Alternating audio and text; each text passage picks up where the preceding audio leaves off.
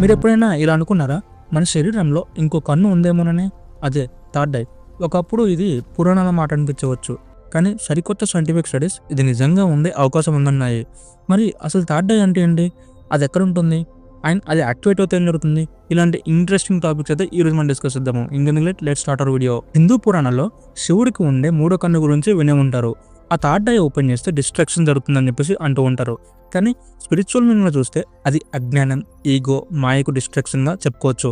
అలాగే మనలో కూడా ఈ థర్డ్ ఐ ఉంటుందని చెప్పేసి చెప్తున్నారు. దాన్నే మనం సైంటిఫిక్లో పీనియల్ గ్లాండ్ అని చెప్పేసి అంటూ ఉంటాం. ఒకసారి దీని గురించి క్విక్గా ఇంట్రడక్షన్ తీసుకుందాం. మన మెదడులో డీప్ సెంటర్లో ఉండే ఈ చిన్న గ్రంథిని పీనియల్ గ్లాండ్ అని చెప్పేసి అంటూ ఉంటాం. ఇది చాలా చిన్నది, ఒక అరసనిగంత మాత్రమే ఉంటుంది, కానీ దీని పనితీరు మాత్రం అద్భుతం. మనం నిద్రపోయే సమయంలో మెలిటోనిన్ హార్మోన్ అయితే రిలీజ్ చేస్తుంది, అండ్ దాంతోపాటు మన బాడీలో ఉన్న క్లాక్ అన్నిటిని కంట్రోల్ చేస్తుంది.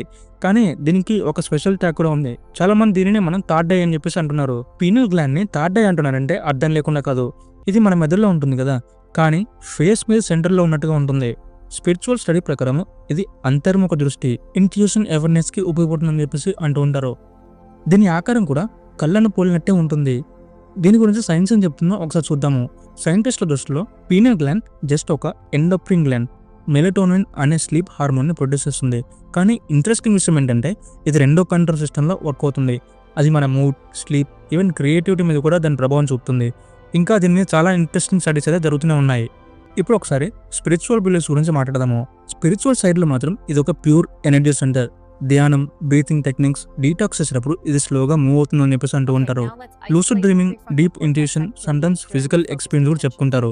కానీ ఇది ఎవరి మీద ఎలా వర్క్ అవుతుందో అంత క్లియర్గా ఎవరికి తెలియదు. అంటే ఈ థర్డ్ ఐ మనం మాన్యువల్గా యాక్టివేట్ చేయలేమా?